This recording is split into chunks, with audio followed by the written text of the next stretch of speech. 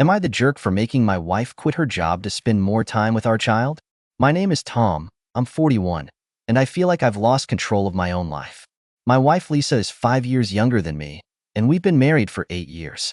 We have a 5-year-old son, Ben, who has become the light of our lives, but to be honest, since his birth, things haven't gone the way we expected. Lisa has always been ambitious and driven. She worked as a university professor, which was her passion. On the other hand, I've always aimed for stability. I work as an engineer and earn enough for us to live comfortably without financial worries. When Ben was born, we thought we'd be able to balance her career, my job, and raising a child. But it turned out to be much harder than we imagined. In the early years, Lisa tried to manage everything. She'd come home exhausted, spend time with Ben, cook, and then stay up late grading papers. I tried to help, but my job was demanding as well. Over time, I noticed Lisa was getting more and more exhausted. At some point, I realized her schedule was breaking her. I suggested she quit her job. It seemed logical to me. We could afford to live on one salary, and Lisa could focus on the family. She took it hard. Am I supposed to just be a mom and wife? She asked, and I could hear the reproach in her voice. We argued for a long time, but eventually she agreed, convincing herself it was temporary. At first, it was a relief. Lisa could spend more time with Ben, and the house finally felt in order. But after just a few months, I noticed she had changed. She became less social, rarely smiled, and almost stopped talking about her interests.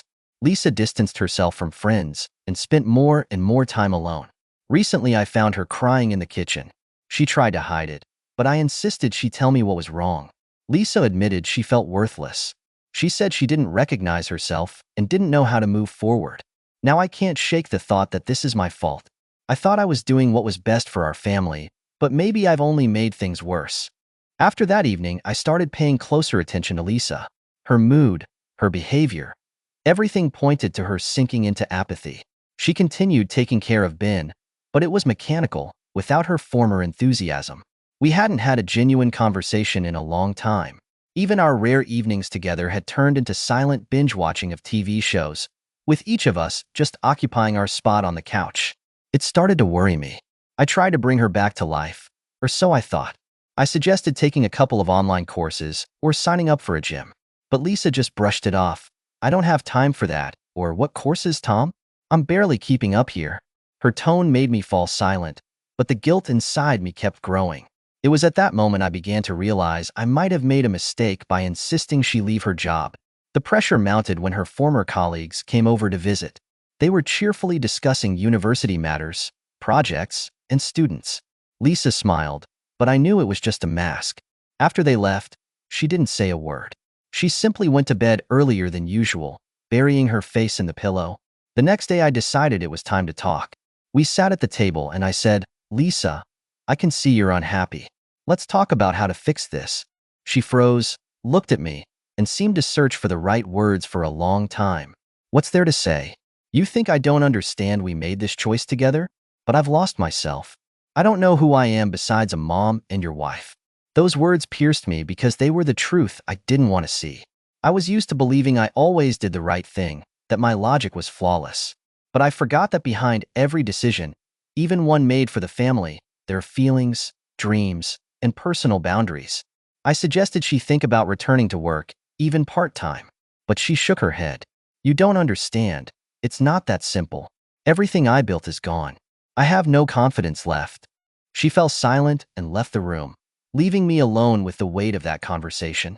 I started wondering if I didn't just suggest, but actually forced her to give up something that mattered to her.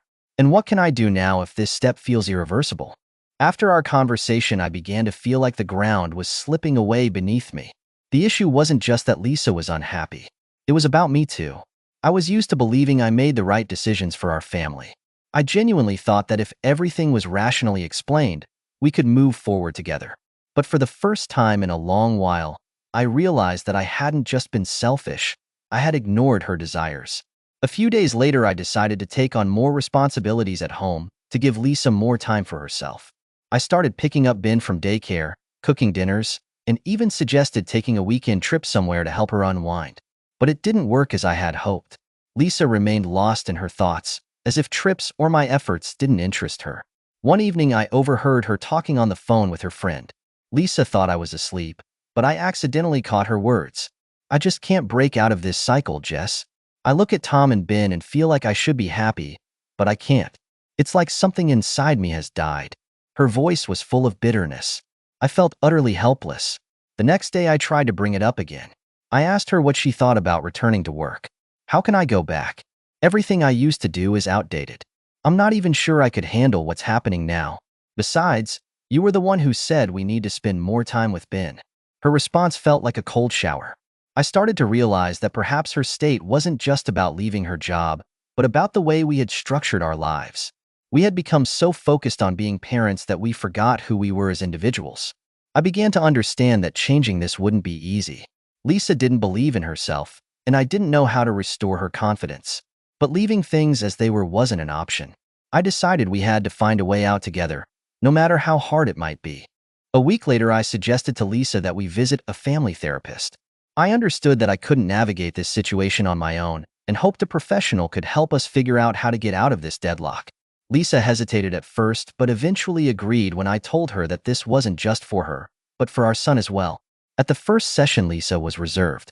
She answered briefly and evasively, but the therapist asked one question that seemed to open the floodgates. How do you feel now compared to the life you had before? Lisa froze for a moment and then started talking.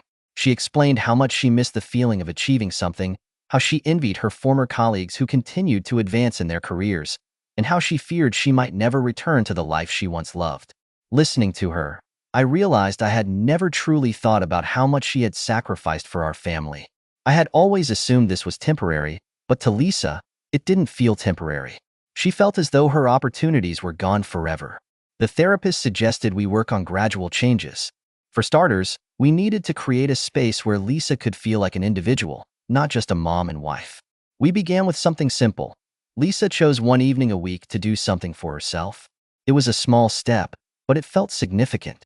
Over the next few months, we worked on rebuilding Lisa's confidence. She enrolled in professional development courses and began considering returning to work, even part-time. I took on more responsibilities at home and with Ben to give her the time she needed. But the most important lesson I learned was that I needed to listen to her rather than decide for her. It was a hard lesson, and I still ask myself, what if I had done things differently? What if 3 years ago, I hadn't insisted she leave her job? Perhaps it was the wrong decision from the start. Now Lisa is slowly returning to the life she loved. She's not quite the person she used to be, but I see her starting to smile again. And I keep asking myself, isn't it my fault that she lost herself?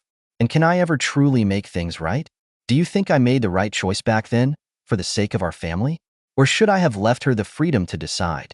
Write your thoughts in the comments below. Don't forget to subscribe.